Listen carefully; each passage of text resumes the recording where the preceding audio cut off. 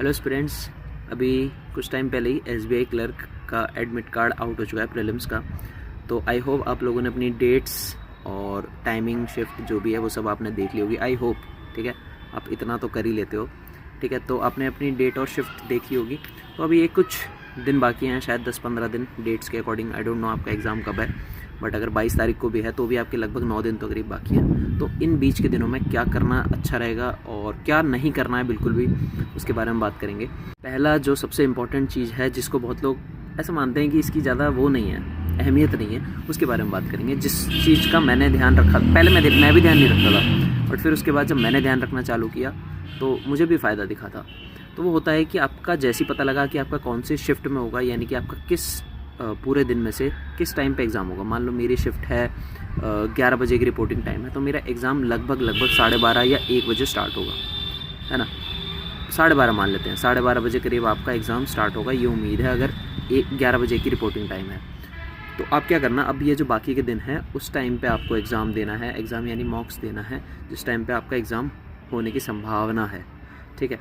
उससे क्या होगा, आपका ब्रेन उस टाइम पे ज़्यादा एक्टिव रहेगा। उस टाइम पे आपके ब्रेन, मतलब ये टाइम का भी हिसाब होता है, जैसे आदत बन जाती है ना। अगर मान लो आप रोज़ 6 बजे उठ रहे हो, या आप रोज़ 10 बजे उठ रहे हो, या आप जिस टाइम पे भी उठ रहे हो, तो आप अगर 10 दिन अलार्म लगा के उठ रहे हो, 11वें दिन आपकी अपने आप नींद खुल जाएगी, अलार्म ना भी लगाओगे तो। वो इसलिए होता है क्योंकि आपका ब्रेन उस हिसाब से एडजस्ट हो जाता है, उस टाइमिंग के हिसाब से। आप देखोगे कभी कभार आपके ब्रेन, आप सो रहे हो और अपने आप 5 बजे अगर सोच के सोए हो कि 5 बजे उठना है, आपका ब्रेन कभी कभार अपने आप 5 बजे उठाया था, जबकि हम तो नींद में देख भी नहीं सकते टाइम।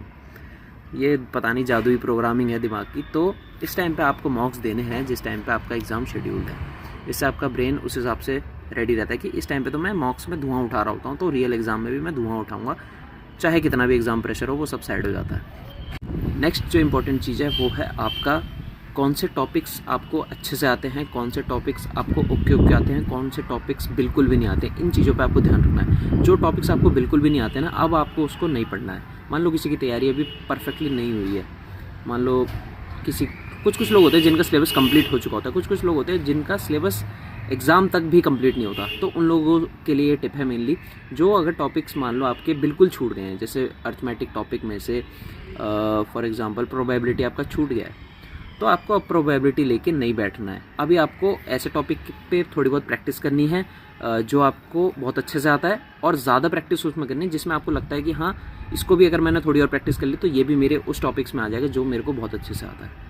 जो बिल्कुल नहीं आते या फिर जो 20-30% आते हैं, उन पे ज़्यादा मेहनत नहीं करनी है। नया कॉन्सेप्ट तो बिल्कुल भी नहीं उठाना है, इस बात का आपको बहुत ज़्यादा ध्यान देना है। एंड एट लास्ट एक चीज़ ध्यान रखना, कुछ भी हो जाए, आपको लग रहा है आपका सामने जो पहला क्वेश्चन खुला है वो आपको लग रहा है कि मेरे को बहुत अच्छे से आता है, मैं इसको कर लूँगा।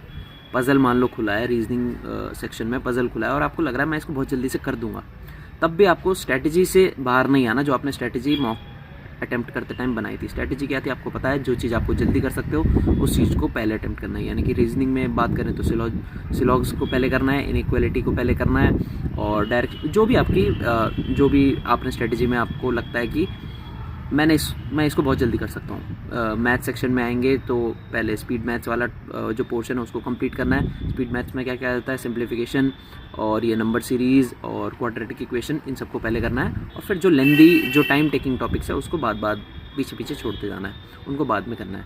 और एक चीज़ ध्यान रखना, मैं बहुत वीडियोज़ में, आई डोंट नो मैंने बोला है कि नहीं, बट रिसेंटली ये मेरी लर्निंग में शामिल हुआ है कि डायरेक्शन डिस्टेंस वाले टॉपिक को ब्लड रिलेशन वाले टॉपिक्स को आजकल IBPS बहुत ज़्यादा ऐसे घुमा फिरा के डालने लग गया है कि वो ऐसा टॉपिक है, दिखता इतना सा है, वो है ना छोटा पैकेट बड़ा धमाका, वो ऐसा टॉपिक है, अगर वो फंस गया तो बहुत सारा टाइम लेके चल जाएगा। तो मेरा फुल रिकमेंडेशन रहेगा, इवन पजल्स पहले कर लेना, लास्ट में रखना वो ब्लड रिलेशन का 3 नंबर का क्वेश्चन। वो 3 नंबर कभी कभार 6 नंबर ख़राब कर देता है, तो ध्यान रखना अपना।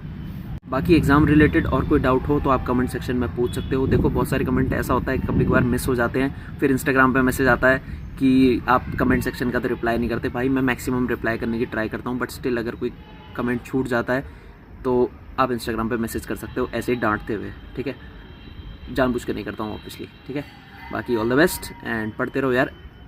SBI क्लर्क में अगर सिलेक्शन नहीं हो रहा तो भाई पिटाई होनी चाहिए तुम लोगों की, क्योंकि इस साल बहुत सारी सीट्स आई हैं और अभी नहीं तो कभी नहीं, ठीक है।